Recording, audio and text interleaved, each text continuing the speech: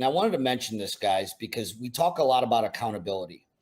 And one of the biggest challenges when I started, I think Jay was the first person that showed me the video of 100% accountability, zero excuses. And so I started implementing that into my business. And in 2015, I went to Shep Black's Lake Tahoe mastermind. And I was in the mountains. It was beautiful. It's probably when I really fell in love with Tahoe. I was there prior to that, but I was there in the summer. And that's when Shep Black started introduced the idea of eliminate the word why. I'm sitting here with 100 zero slogan. It's all over my walls in my office. And then when an agent wouldn't follow up on a listing appointment, I would say, well, why didn't you follow up? And we all know from following Shep Black, John, why is a word of judgment.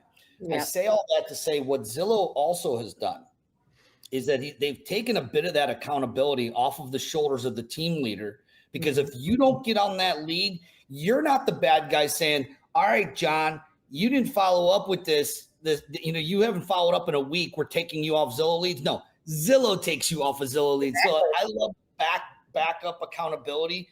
And it just kind of leads into our third topic, which no one does it better than you, Tina, really with just nailing the culture. It's so hard. It's not the easiest thing to do.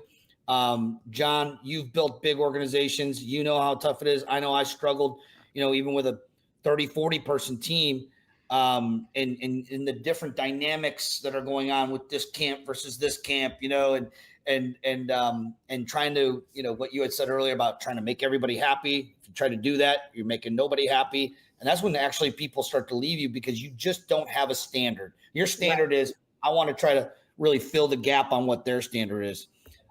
John, we know all about the ins and outs of culture. I mean, one of the most impressive was what you guys had at NAEA, because at least when I went and visited you guys, I was literally blown away about how people work together as a team. And you really embodied these core values. Weren't just up on the wall. People lived them. They could recite them off the top of their head. And you guys nailed it too. So we got two great examples of people at organizations. Tell us why you become more profitable because you nailed your culture piece and your team / brokerage. Well, I think, going back to, I think, the team leadership piece, whenever I coach other team leaders or we collaborate, what I find is the team's essence comes from obviously John or Jay or whoever was literally in the trenches with the most important thing to them. And I think a lot of times team leaders will be like, this is what I'm about. This is this is that. And it's either too aggressive or too one way to sustain, for a long time. And I think a lot of us in the beginning, I'm a terrible manager. I know that. And when I was just myself selling 130 homes with 2 agents, and I wanted to grow the team because I needed leverage, it wasn't because I wanted a team. I was like, oh, let's all be happy and come together. It was because I needed the help and I needed leverage, but I was at least knew in my heart I was a terrible manager. So I hired somebody that could operationalize the business while I was funding the business with my deals. And what I saw with this woman that came in was she came outside from pharma. She knew how to run sales teams. She was more accountable. She held them accountable, which I didn't, because I can hold myself accountable. Like in my mind, I was like, why do you need accountability? Aren't you an adult? Like, that's not a great manager. That's like, do your effing job. You're an adult. So that was my attitude in the beginning, which would not have built a great culture. And so as I watched her and then, really studied leadership and John Maxwell, and, I think in the beginning, you're more like, not selfish, but you're more just like how we're trained as agents, solo agents, and just get the job done. I was driven by fear of not having enough money.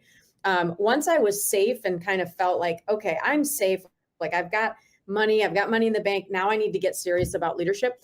I think I'm not great at it. I'm a forever student of it. So I'm actually crappy at it, but I'm still in the trenches every day learning. Every day I read something about leadership to expand my mind.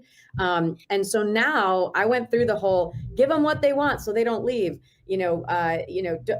raise their splits so they don't leave. All of that was wrong in my opinion. And now the last several years, we adopted more John Cheplack style, which is exactly that. Like, what are our standards? We want to be around excellence. We want to be around grit. We want to be around failing forward. We're fun AF. Like, that's one of our standards. Like, we have fun. Like, we're not just crotchety old, curmudgeons. Like, we have fun here. And I think now that we, like you said, we live them, we breathe the core values, we can look at a person and say, do they live by our 6 core values? And if there's a no in a couple of them, they're out. I don't care what they produce. And so now all of a sudden people are seeing us fire a top producer and they're like, whoa, like we're not untouchable. And there is a standard here. So I either adopt to this because I truly do believe in it, or I don't. And I always tell our team, I'm depending on you to coexist in this environment and kind of co-create it with me. If you don't believe in what we believe, then there's the door. And that's literally how we speak to them, because we don't want them in here bitching and moaning about what they don't believe in. Why are you here then? There's no handcuffs. The door is wide open.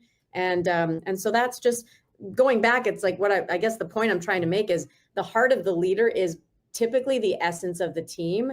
And I love helping others and collaborating and having a low ego around here. I fluff the pillows and clean the carpets just like anyone else. And so nobody's above anybody else. And they carry that on. Yeah, I love it. And it's why, I mean, the results is just the downstream ripple effect, right? Mm-hmm. Of the consistency in the work, just you being you and not allowing, those that don't align to our values. And the rule of thumb on the core values is, so if you have 6, then everybody has to have at least 4 and they're working on the other 2. If it's 3, it's not going to work. If it's 2, it'll never work. 1, you should have never hired them in the first place. Correct. So that's kind of your barometer. And what I would challenge anybody listening in to this, that if you don't have concrete core values that you look at every day, you make decisions off every day, your people make decisions off of every day, then that's the number one thing that you've got to get right. Mm-hmm. And there's a lot of great exercises to come about your core values. Jackie Bowman gave me an exercise to where it's basically you answer 11, 12 questions. And it's like, do you have trophies or do you have pictures around you in your office? Right. Like I have books everywhere I go. It's absurd, books everywhere. And I mean, I'll just put books down just as a reminder to see it, but I'll also do it sometimes because I want the kids to see it. Mm-hmm. Right. Just little triggers. Well, that says something about my values, right? Yep. With the books or the pictures and things like that. So there's ways to go about it to really uncover it. And the worst thing you could do, and this is what we did, Chad Goldwasser, good friend of ours. The reason Al does Rock and Rescue is going to be Rock the Spectrum this year is because of Chad Goldwasser. And Chad was number 1 in the world for KW. And we had the very first rate conference in our office since we started rate. And Chad's in there and he's talking about core values. We're like, what? Core values? What are those? And Jay and I look at each other and we start laughing. We're like, well, he's number 1 in the world for KW. So they've got to be good. We'll just use his. Yeah, that's right. And they didn't mean anything, right? Yeah. They were just Chads. Exactly. And then when we really started to understand it, I mean, everything changed for us and goes into the culture that Al was talking about in AEA.